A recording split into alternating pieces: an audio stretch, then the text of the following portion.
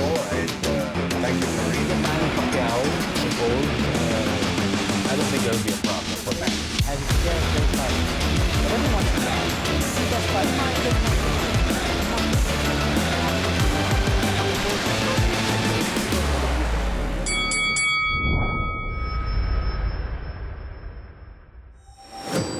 That's the opening bell for Round by Round presented by Eastern Communications. Mabuhay Pilipinas, welcome world. I'm Nisi Casiano. And I'm Ryan Sangalia.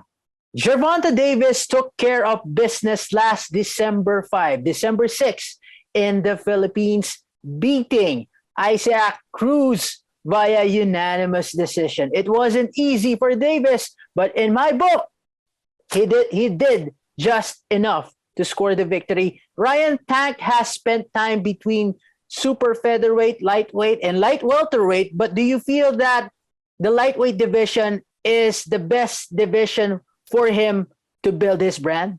I think anyone who's in that area needs to get to 135 and try to make that money because there's a lot of opportunity. And Gervonta Davis, he has risen to the pay-per-view level, even though he's fighting on Sundays, which is a kind of unusual day for boxing. You know, it's usually Sundays is for church and WWE. Mm-hmm. But there's a lot of opportunity there. You know, if he can get in there with someone like a Devin Haney or George Kambosos, I think Tank Davis needs to take advantage of these opportunities at 135 pounds because this is a really interesting time right now for boxing.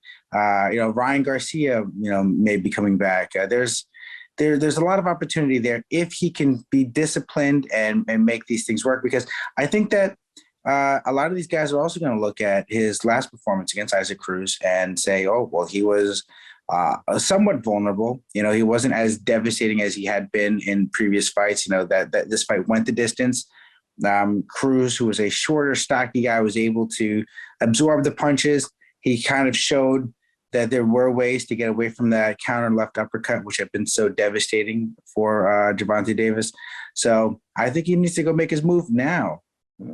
With Teofimo Lopez out of the equation in the meantime, the two big fights for Davis at 135 pounds are against George Kambosos and Devin Haney. Given that he's coming off a tough fight against Isaac Cruz and he is holding the regular version of the WBA lightweight title, do you think that's enough for him to get a fight against either Kambosos or Haney? Or would you rather see him fight the likes of Vasily Lomachenko or Ryan Garcia first, considering that technically he only had two fights at 135 pounds?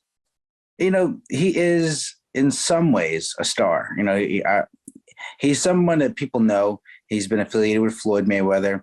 He's had some pretty exciting knockouts. And, Showtime has already invested in him by putting him on pay-per-view. And, he is an exciting fighter. He's a real player. The belts don't really matter. It's whether or not you walk down the street and people know your name. I don't think that there are a lot of guys in boxing who have that ability to have name recall from the general public. But Gervonta Davis is probably doing a lot better than a lot of the other lightweight boxers in regards to name recognition. I say go and push for those fights now. Davis, there's sort of been this thing where the 4 kings or 100 kings, however you want to say in at the lightweight division, it's hard to tell who's a player and who's not anymore. But the guys have been pretty timid about calling each other out and really making those fights happen. I say Davis has as good a chance as anyone of being the last man standing in that equation. So I don't think he should be afraid of anyone. I think he should be seeking all those fights. And I wish that if he won't be doing it, then his promoter, Floyd Mayweather, should be out there calling for those big fights and not just calling for them, but making the most attractive deals so that he can secure the fights for his fighter. It was a little bit disappointing on Fight Week because it seemed that Mayweather was talking more about Canelo Alvarez than he was about Gervonta Davis, and that doesn't really help Gervonta Davis. Speaking of Floyd Mayweather, Ryan, Floyd Mayweather holds Gervonta Davis in high regard as someone like you who has seen numerous talents in the ring. Is it all hype when it comes to Gervonta Davis, or can you vouch for it that he could be one of the greats someday? He could, for sure, if he gets those fights. I feel like his career isn't moving as fast as it should be. You look at some of his wins, and they've really appreciated this as time has gone by. Look at the Pedraza fight, right? When he scored that vicious knockout, and that wasn't just a knockout; that was a brutal beating followed by a vicious knockout. So Pedraza has turned into a pretty good fighter. Just on the outside of the championship level. And so that's a win that has gotten a lot better over time. I want to see him against those top guys. I think Kambosos, Devin Haney, even if he goes in there with, say, like a Teofimo, I think he'll do really well. And, he's a guy that you can depend on in the ring. Isaac Cruz took a lot of shots. He showed he's, a serious professional, has a great chin. And he was able to survive as a result. And not just survive, he did really well. He was winning rounds in there and doing a lot of good body work. But that shouldn't take away from Gervonta Davis. Davis can be in there with anybody at 130, 135 pounds, maybe even up to 140. So I want to see him get those big opportunities because I think he makes for exciting fights at 135 pounds.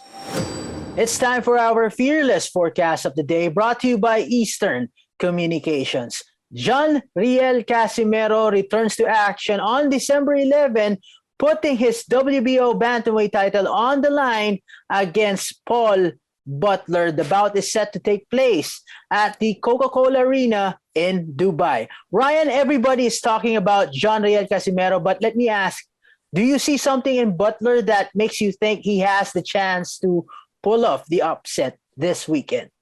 I think he's big. I think he's durable.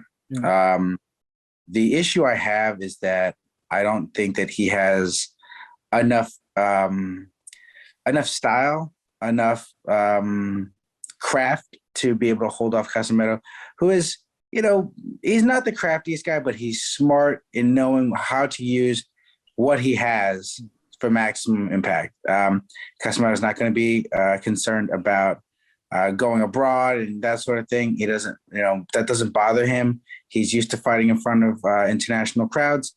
I think that Butler will have some success early on, and then Casimero is going to find a way to get inside on him and get some work done. And I think he'll probably stop Butler somewhere in the mid to late rounds. So that's your prediction. John Riel Casimero pulling off a stoppage later in the fight. Yeah, that sounds about right for me.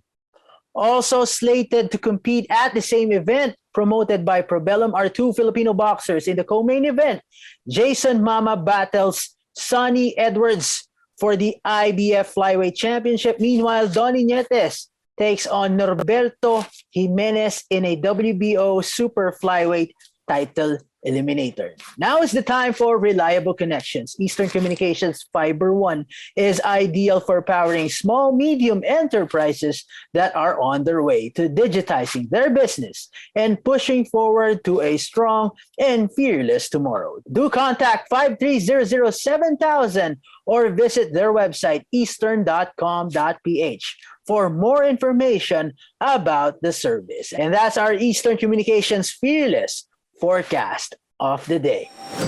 It was reported last weekend that the scheduled super flyweight title unification between Jerwin Ancajas and Kazuto Ioka on New Year's Eve had to be postponed following Japan's decision to close its doors due to the threat of COVID-19 Omicron variant. The promoters of the fight haven't given a date yet as to when it will be rescheduled in 2022. Ryan, it's no secret that Jerwin Ancajas is in a hot pursuit of a marquee fight at 115 pounds since winning the title from Macjo Arroyo in 2016. I know you did the commentary for that fight, but ever since, he has been calling out big names from Sisuke Sarung Visay to Juan Francisco Estrada to Roman Chocolatito Gonzalez.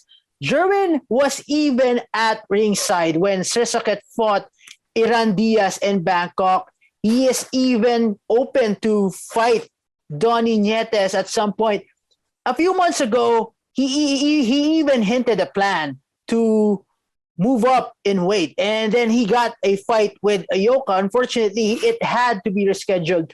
To you, is it a sign to move on from 115 pounds, or would you advise him to exercise a little bit of patience and wait for the Ayoka fight?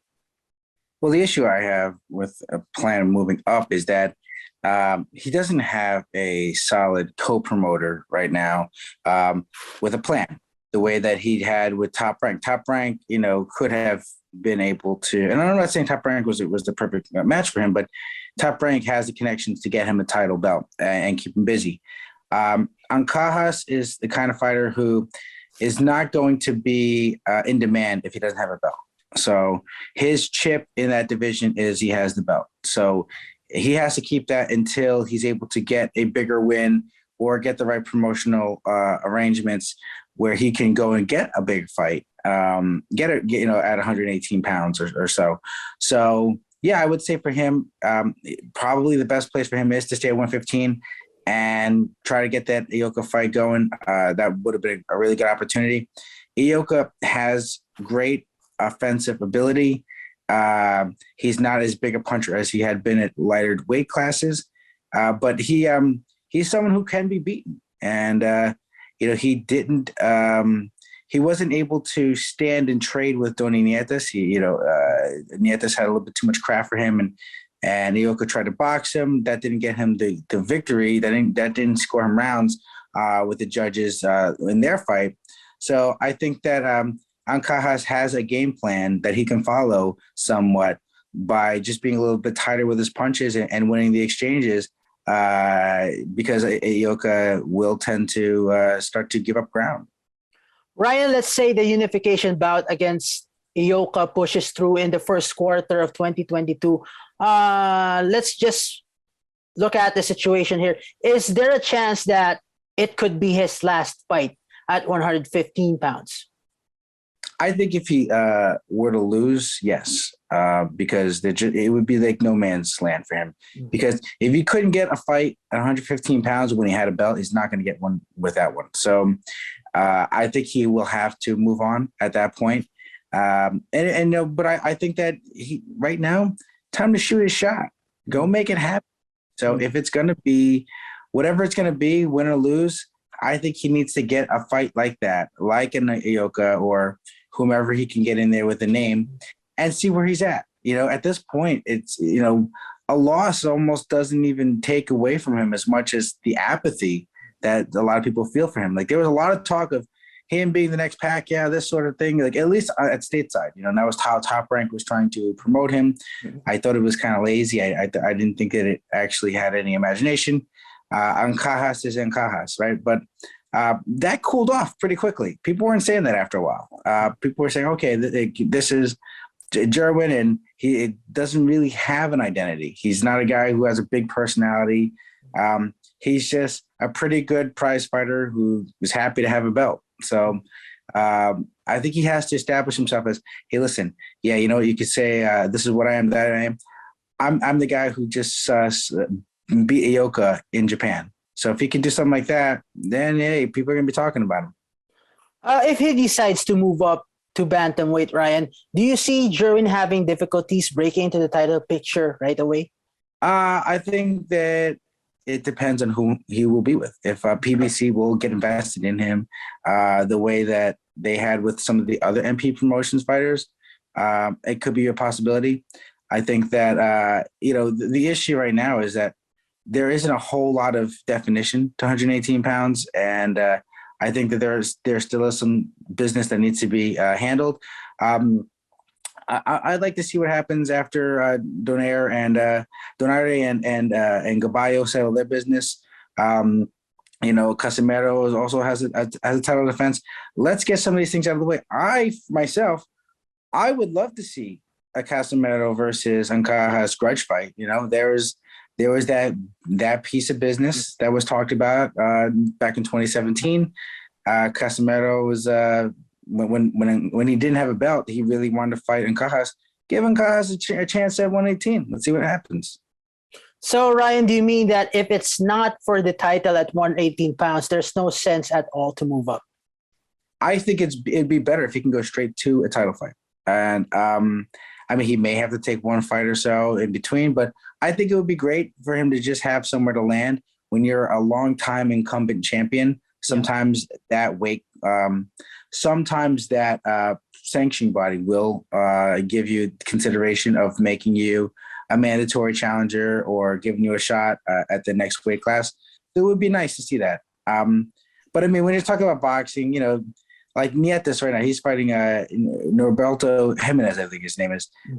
He can go from that fight against, you know, kind of a nondescript guy straight into a title fight. So things can happen in boxing. And that's the final bell for today's episode of Round by Round, presented by Eastern Communications. I'm Isi Casiano. And I'm Ryan Sangalia. We're on Facebook Monday through Friday at 6 p.m. and on our YouTube channel right after. So like, follow, share, and subscribe now. Santino Hanasan and yours truly are working the fights for you tomorrow. So catch us on the next Round by Round. All boxing, all Filipino, all the time. Ingat po kayo.